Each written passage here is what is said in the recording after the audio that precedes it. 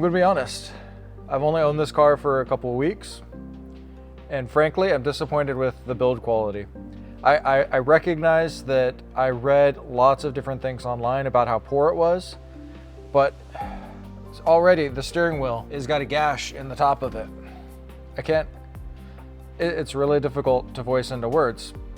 Now I'm gonna continue to be honest here. And when I was adding suede to the dash and I took the decor trim out, I might have hit this with the dash trim piece.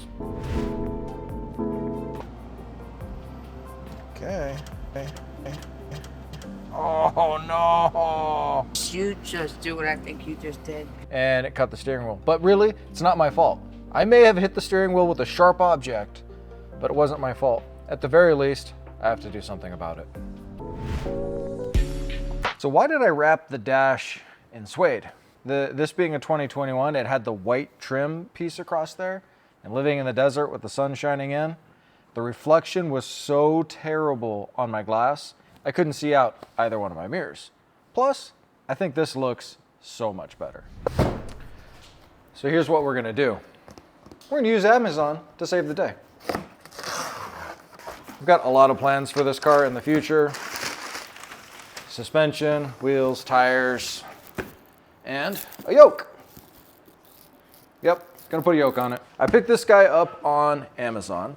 This is the Zima Blue yoke steering wheel. I looked at many websites, most of which used nearly identical pictures, which made me think they probably all come from the same damn factory in China. Right off the bat, sure is packaged nicely.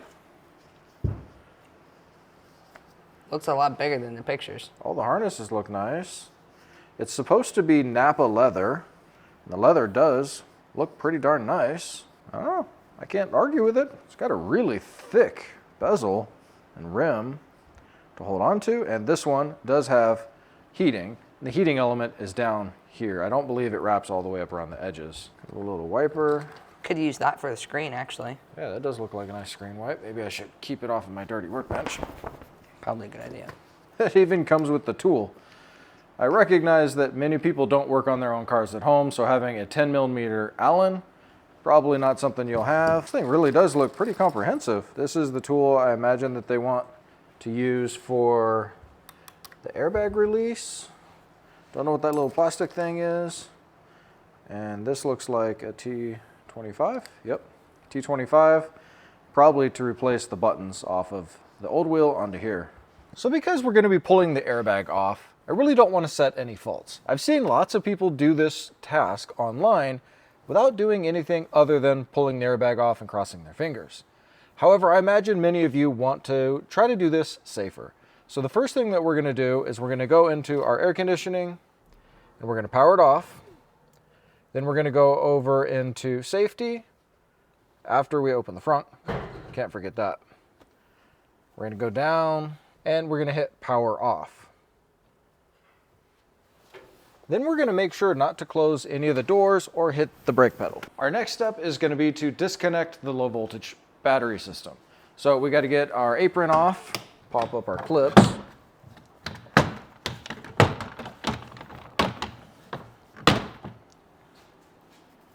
If you've got the HEPA filter, which I do not, you're going to have to pull it off in order to access the negative terminal on your battery right here. That's a 10mm. I'm going to take a rag, and when I pull it off, I'm going to wrap my terminal so that we're not making contact with anything. We're going to pull back our red tab, push down, and pull back. To get our airbag, we're provided with this special tool, kind of looks like ringing a bell or something. And what you do with it is you need to get into the airbag or into the steering wheel to this spring here. So we're going to go in our side opening and then through, and we're going to be pushing the spring out of this opening right here. Now, the actual Tesla instructions call for using a valve core tool like this so that it can catch the spring, but my valve core tool is just a little short. What I've always used in the past working in different dealerships was a flat blade screwdriver like this. with a nice smooth channel on it, so I can go in and I can control it really precisely. So you can choose to use this flat blade screwdriver or anything that's going to fit in there and make sure that you're not going to damage the backside of your airbag. Let's get ours out. So this is definitely something you want to take your time with as you're poking around in there, feeling for the spring. And incidentally, I like to lean back as much as possible, even though technically we've disconnected all the power. You just want to protect yourself in case this guy does go off. I've never actually seen that happen, and I've taken off hundreds and hundreds of airbags in the past, so I'm not very worried. There it is. Again, take your time with this. It will come out. You just go about it slowly. So we got our 2 clips out of the top. There's the 3rd clip right here, which means we have to push our spring up. So I'm gonna push in on the airbag just a tiny bit as I'm trying to hit this spring. There it is. And bring it up. Take a look right here. Here's our airbag connector. And we have a tab right there and a tab on the bottom that we have to squeeze in order to get this guy out. And our airbag pops out. Here's those little clips that we're trying to get to right there. You see that moves in and out. Now, when you're handling an airbag, this is still a projectile device. And this looks like it may even be a 3-stage airbag. I've never actually seen one of these in person, which means it has 3 opportunities for an explosion. In that case, this side of the airbag is going to open up and shoot the bag towards you. So when you set this down, I always set it down this direction versus this direction and becoming a metal projectile with these sharp hooks going up. So typically I'll set these down on the rear floor of whatever vehicle I'm working on to make sure that I'm out of the way and I'm safe. Now we need to get one more connector off. That's this one right here. We're gonna pop that out and then we're gonna move on to our center bolt.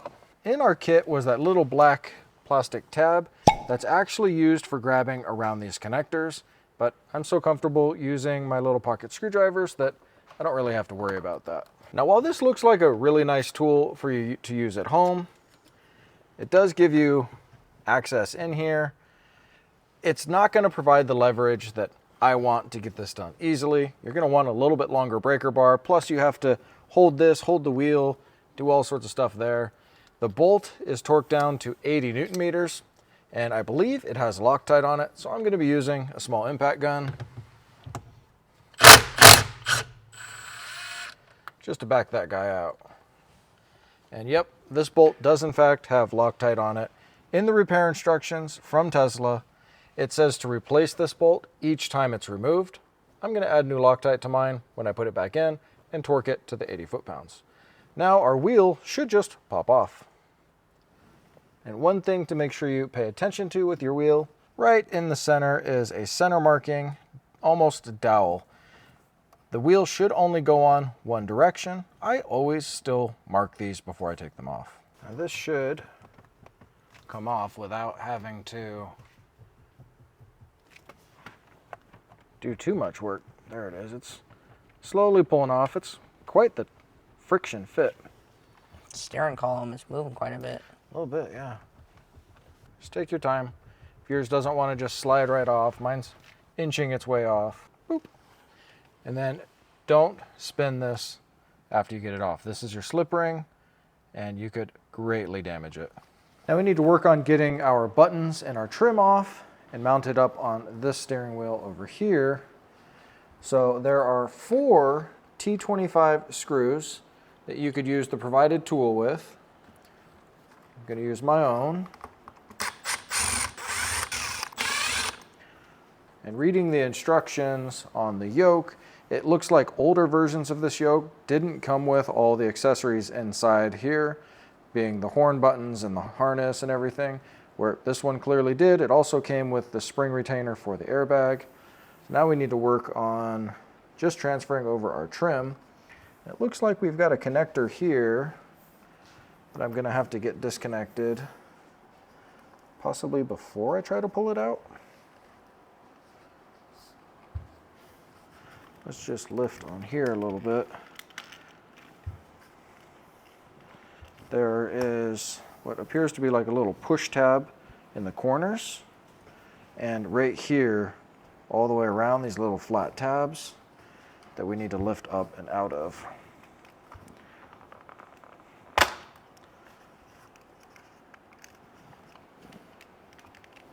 Got to get around our horn switch area like so. There we go. Now we've got our two connectors on either side. Those look like these guys here that'll have to come out. This middle one that's coming up here, this is our heating element wiring.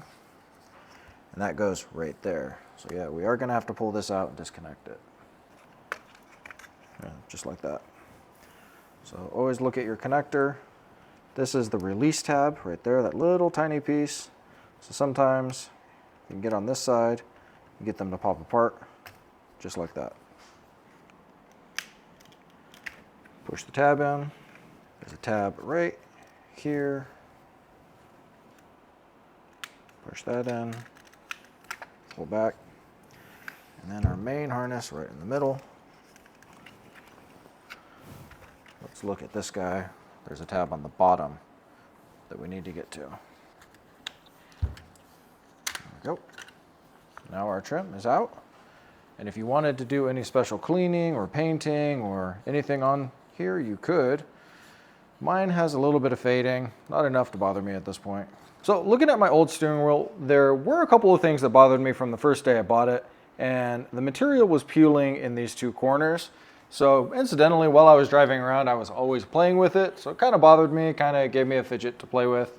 But I've seen lots of people with this issue of the peeling synthetic leather and the super sticky underneath. In fact, when I was test driving cars, one of them had tape right here, looked like hockey tape or something, because I'm guessing it had peeled apart. The new steering wheel from Tesla was something like $800, and I was not gonna go that route.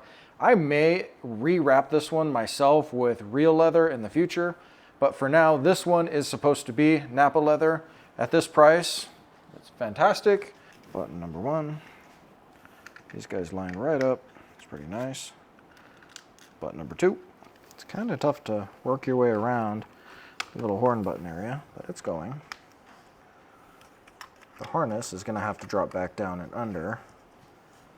This one, go like that. We're going to slide it in, get it back and out of the way as well. Close up our gaps. This corner here is resisting just a little bit. There's a little bubble on the end of it that has to pop through so that it'll lock into place. There we go. Kind of clicked.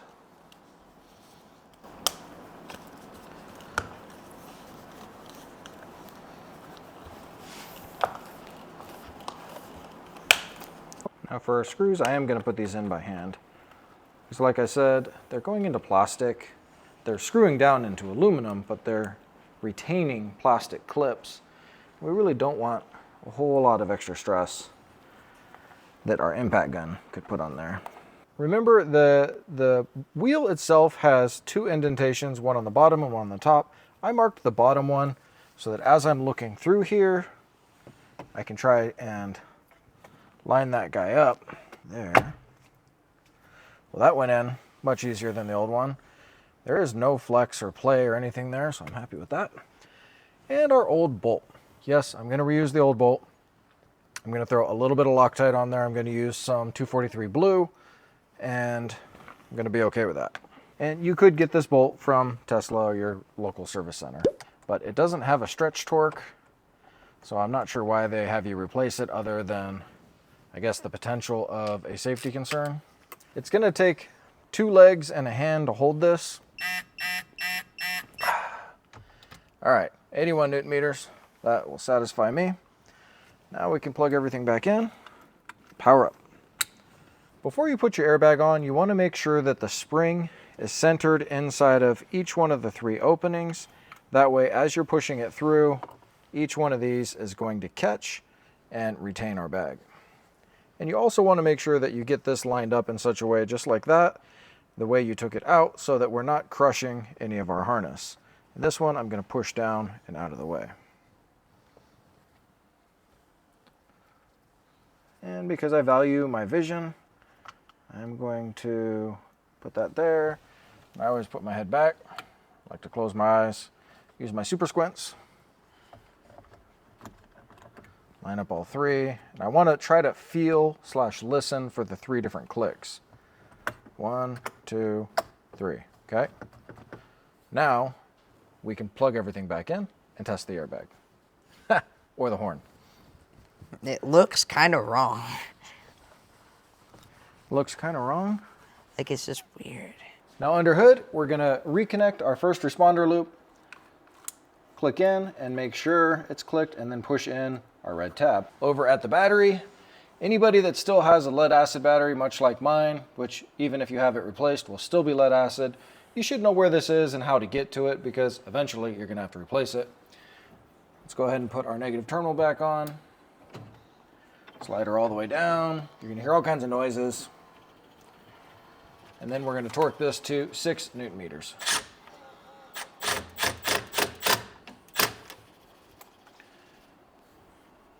Make sure you use a calibrated wrist on that. Let's throw our cover on and go for a drive. Calibrated phalanges. All right, so we've had the Yoke on here for a little over 2 weeks at this point. We've gotten plenty of opportunity to drive and play with it and test it out and feel it. So I'll give you my unbiased opinion. And I say unbiased because I paid for it. It is what it is. I'm either gonna like it or not. Let's start with some pros and cons here. The first pro, well, it's currently 114 degrees outside, which means it's hot. And absent this top half of the steering wheel, there's a really nice unobstructed flow right here off of the top, so the air can reach up towards my big fat head that's up in the ceiling here that's pretty darn hot from all this glass. Now I do have this protective cover on here, or the sunshade, links down below if you're looking for these types of things, and it works fantastic, but when my head is hot, I am hot. So having the airflow flow up through here has been really nice. Now if you are on the shorter stature side, like my co-pilot here, it might also be nice to not have the obstructed view. It is big and open and kind of neat. So pro number 2, it's pretty comfortable to use. I can throw my arm, I'm relatively tall torso, up on the windowsill here, hold the corner of the wheel, and just cruise down the road, no problem. I can throw my hand flat on the bottom because it's got this nice thick flat section, or on both sides at 9 and 3, and it's got a lot of room to grab. Now if you've got tiny little hands, this thing is pretty darn thick, so that could be uncomfortable for you, but I don't have tiny little hands, so it feels really nice. It's very firm, yet still supple and nicely padded, and then it's also built in with the heated option. So my car has heat, so I have the heated steering wheel still. All of these things lead to a really nice driving experience. Honestly, the thing that you touch the most inside the car is your wheel, or yoke in this case. So the way that it feels in your hand is going to play into the comfort and experience of driving. And for me, it's one of the things I do on pretty much every car I buy. If the wheel's old and tattered, I get rid of it, I get a new one, I get it rewrapped, whatever it takes. And for our last pro, price. This thing was inexpensive. For me, it was $120 with a coupon and shipping and all the different things. Right now it's a different price on Amazon. It'll probably be a different price tomorrow because that's how it works. At the end of the day, it was way cheaper than any of the other options out there. You could get it in white, you could get it in black, you could get it with the carbon accents on the side, heated, not heated, lots of different ways you could go. I felt like it was a great value, and as an old-fashioned car guy that has to play with all of his cars, it was great to be able to inexpensively modify this, even though I did this because I screwed things up and scratched the old one. So now let's move on to the con.